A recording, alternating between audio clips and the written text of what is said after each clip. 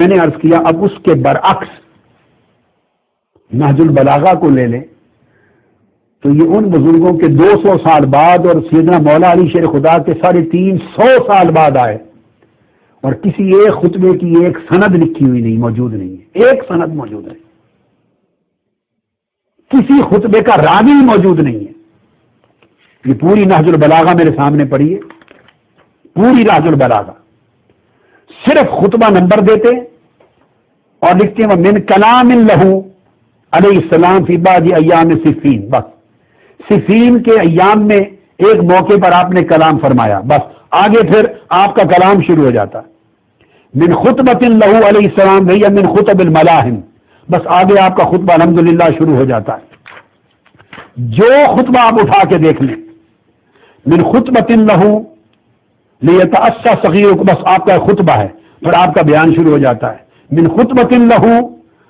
بیان شروع ہو جاتا ہے جو نوف البکالی کو دیا، پھر آپ کا خط کبھی آ جاتا ہے، کبھی کلام آ جاتا ہے۔ تو مقصد بات کا یہ ہے کہ سینکڑوں خطبے مولا علی شیر خدا کے جمع کیے، سینکڑوں خطبے اور خطوط، کسی ایک خطبے کی کوئی روایت بیان نہیں ہے، سند ہی نہیں، بلکہ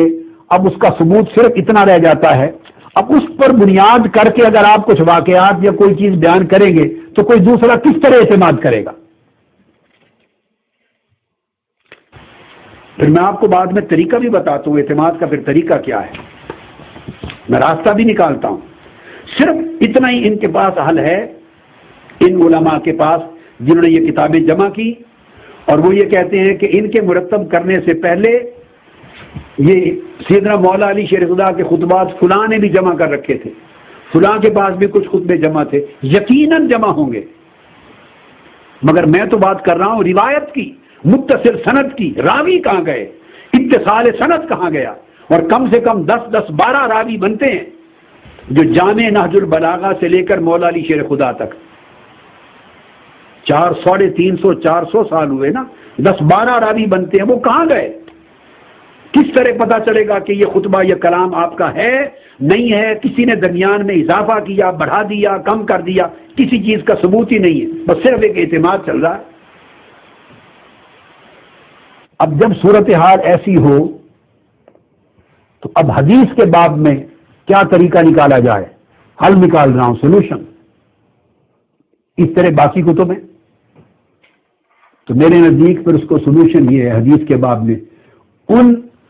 احادیث کو لیا جائے، ان روایات کو، دونوں گھروں کے لیے کہہ رہا ہوں، جس کی تائید دونوں طرف کی علماء سے مل جائے، کیونکہ انہوں نے ایک دوسرے کی کتابوں کو تو ماننا نہیں، وہ تو مشکلات میں نے بیان کر دی، اور اس کا حل بھی کوئی نہیں، کیونکہ 1500 سال گزر گئے، اب تو سندیں نہیں کوئی بنا سکتا۔ اہل سنت کی کتب کی ہیں، اہل سنت کی کتب کی ہیں سندات۔ اب اس کا حل یہ ہے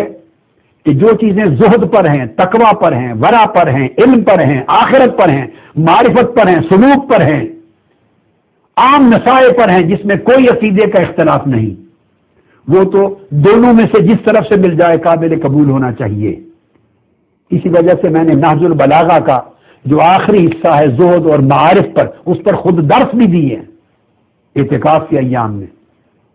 وہ آپ کو اہل سنت کی اور اولیاء کرام کے تذکروں کی کتابوں میں بھی ملتے ہیں، میں نے اس دن دکھائے تھے کہ یہ نصائح ادھر بھی ملتے ہیں، تو جو مشترک ملیں انہیں قبول کیا جائے، جس پر اعتقادی اختلاف کی بنیاد ہو اسے قبول نہ کریں، کیونکہ وہ شیعہ راوی ہیں یا آپ کے نزدیک دوسرے سنی راوی ہیں، آپ کے خیال کے مطابق ادھر ان کے خیال کے مطابق وہ موضوع ہوں گی، من گھڑت ہوں گی۔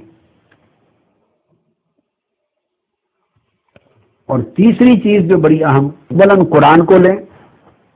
اور میں نے عرض کیا کہ جب میں اس کے بعد اگلی نشست میں قرآن سے شروع کروں گا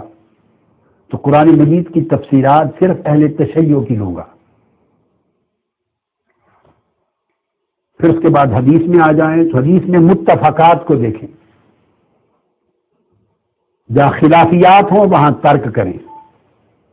اور اس روایت کو قبول کرنے کے لیے خلافیات کو قرآن کی طرف رد کریں، رجوع کریں قرآن کی طرف۔ قرآن سب سے بڑا اصول ہے، اِنَّا نَحْنُ نَزَّلْنَا الذِّكْرَ وَإِنَّا لَهُ لَحَافِظُونَ، ہر چیز میں روایتیں وضع ہوئی ہیں، گھڑی ہوئی ہیں، چونکہ اختلافات کے دور تھے سیاسی، ایک دوسرے کے خلاف روایتیں گھڑ کے خلفاء کو، امراء کو، حکمرانوں کو ہدایا پیسے وصول کرنے کے لیے لوگ باتیں لے جاتے تھے گھڑ کر، شاعر شاعری لکھ کے لے جاتے اور علماء روایتیں لکھ کے لے جاتے تھے، جس کی وجہ سے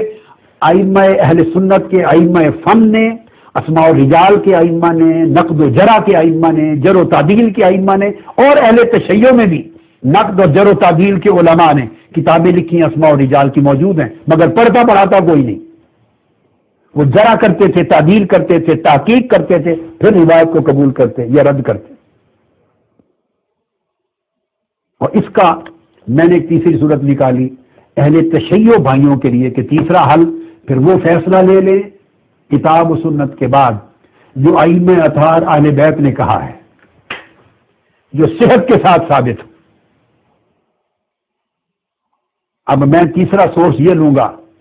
ان تمام امور کے فیصلوں میں اہل بیت کے اماموں پر فیصلہ کروں گا، اور وہ بھی شیعہ کتب سے لیں گے، کتب اہل تشیع سے۔ میں نے ائمہ اطہار اہل بیت کو ایک بنیاد ہوگی، صحابہ کرام اور اہل بیت، یہ دو راستے ہیں حضور کی سنت کو سمجھنے کے لیے۔ اس چیز کو جو میں نے بات کہی، کیوں